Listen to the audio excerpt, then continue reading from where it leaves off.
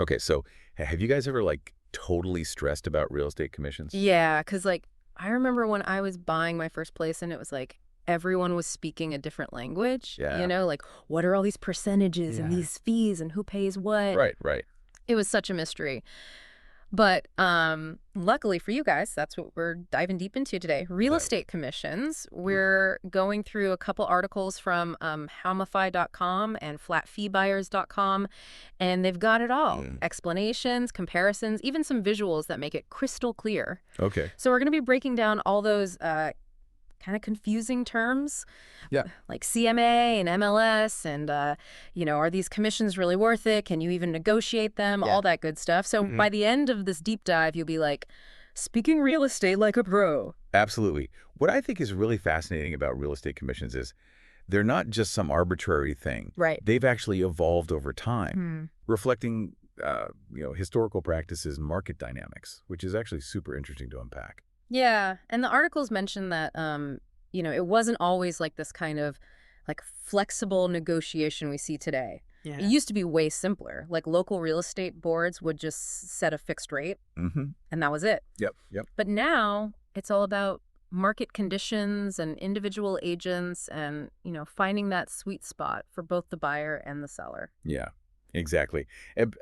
Typically, what you'll see is commissions are around 5 to 6% of the sale price, Okay. and that's split between the buyer's agent and the seller's agent. Mm-hmm.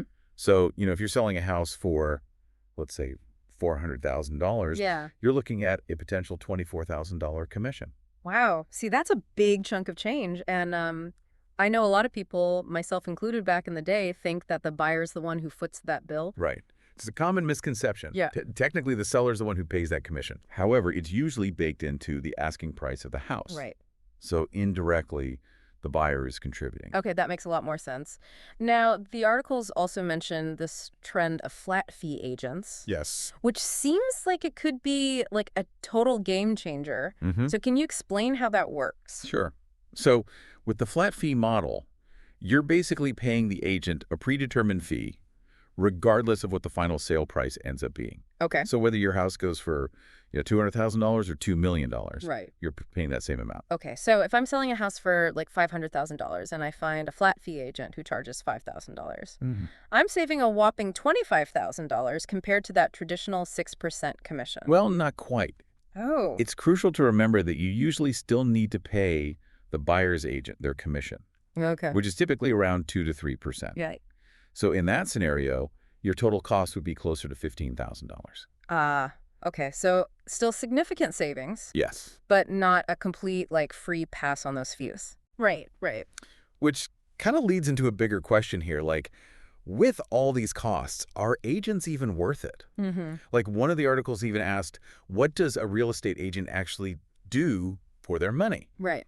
So let's unpack that. Like, what are we actually getting for those thousands of dollars? Well, that's a fair question, right? I mean, it can seem like on the surface they're Yeah. just like unlocking doors and putting for sale signs out, Right. but it's way more involved than that. And the articles highlighted some key things Okay. that agents do that you might not realize. Yeah, break it down. Break down those agent superpowers. Right. So first off, they're like the masters of the local market. Okay. They don't just browse listings online. They're out there seeing properties, Mhm. talking to other agents. They get a real feel for Right. what's happening in specific neighborhoods. Right. Okay, yeah. You've convinced me it's not just about waving a magic wand or anything. Right.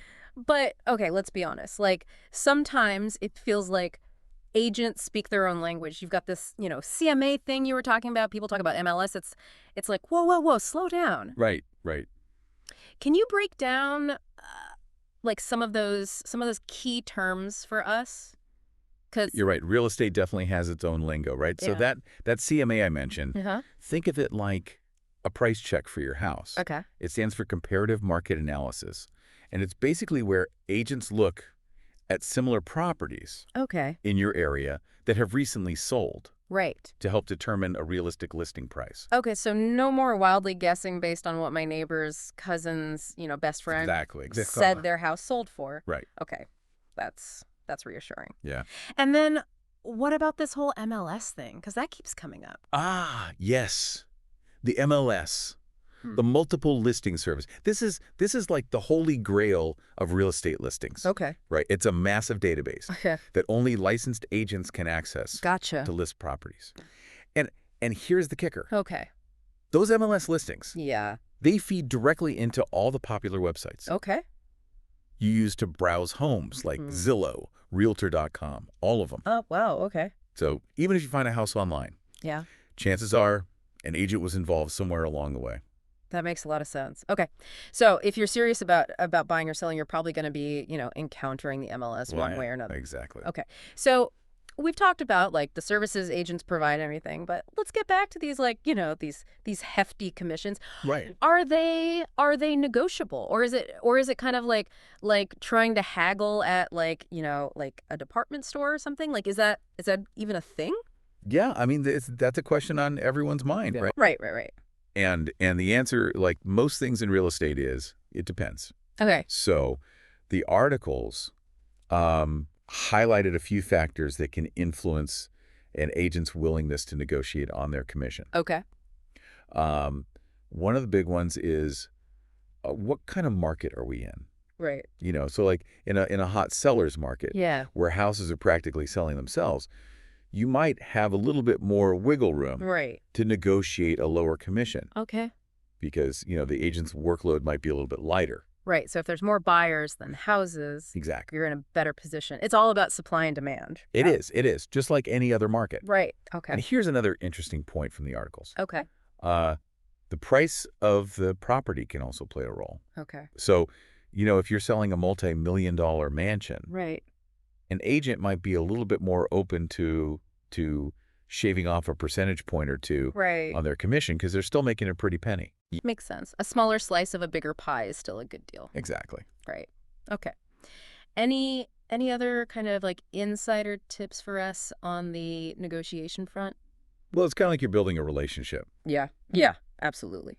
Okay, cool. So we've covered like a lot of ground here, different commission structures, the pros and cons of the, flat fee versus the traditional agent, Right. and even like some negotiation tactics. Right. But there's one more like piece of the puzzle I kind of want to touch on before we wrap up. Okay.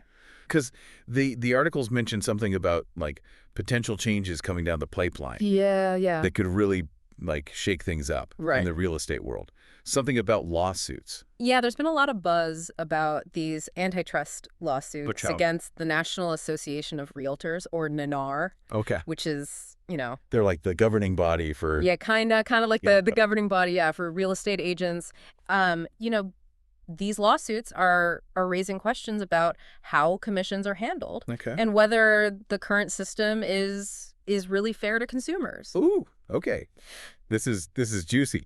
So like break it down for us. What are the potential like implications of these lawsuits? Like could they lead to lower commissions, more transparency, like a total real estate revolution? Right. Well, I mean, it's still early days. Okay. And the details are still being, hammered out in court. Right. But the lawsuits, they aim to basically make the real estate market more consumer friendly. Okay. Right. So one of the main goals is to increase transparency in how agent fees are structured and disclosed. Because right now it can be a bit, opaque, especially for first-time buyers or sellers. Right. Okay. And then there's also talk about giving buyers more control over how they compensate their agents. Oh, okay. So instead of it being like baked into the seller's costs and everything, Right. buyers might have more options to like negotiate their own fees directly with their agent. Exactly. Yeah. Wow. Okay. So that could be a game changer. It definitely has the potential to shake things up. Okay. But as with any major change, Yeah. there are potential downsides too. Okay. Some experts worry that less standardization in fees could actually lead to more confusion and complexity for buyers and sellers. Okay. And it's also possible that some buyers might end up paying more for agent services if they're not, If they don't know. Careful about about negotiating those fees up front. Right, right. It's a little bit of a like double-edged sword. It is. It is. More options, Yeah. potential savings, but also that possibility of things getting like even more complicated. Exactly. Right. Exactly. Yeah. It's definitely a situation to kind of keep an eye on. Yeah. The real estate landscape is constantly evolving. And these lawsuits could have like a ripple effect Yeah. throughout the whole industry. Totally. Well, I, for one, am always up for a good shakeup, especially when Yeah. it comes to, like, demystifying something Right. as important as real estate commissions. Absolutely. So as we wrap up this deep dive, what's, like, the key takeaway Sure. you want to leave our listeners with? I think the most important thing is to remember that knowledge is power. Okay. Right. So now that you understand, the ins and outs of real estate commissions, the different models, the services that agents provide, the potential for negotiation, Right. you're in a much stronger position to make informed decisions that really align with your needs and your priorities. Yes, I love that. And remember, it's not all about the numbers, right? Like buying or selling a home, it's a huge life event. And finding an agent who understands your unique circumstances Yeah. and can kind of like guide you through the process, with expertise and care, Absolutely. it's invaluable. Couldn't agree more. Right. Yeah. Okay, awesome. Well, hey, thanks so much for breaking all this down for us today. This is super helpful. And to our listeners, don't forget to check out those fantastic resources we mentioned earlier, Hamify.com and flatfeebuyers.com Yes. for even more in-depth information. Absolutely. And yeah, until next time, happy house hunting. Happy house hunting.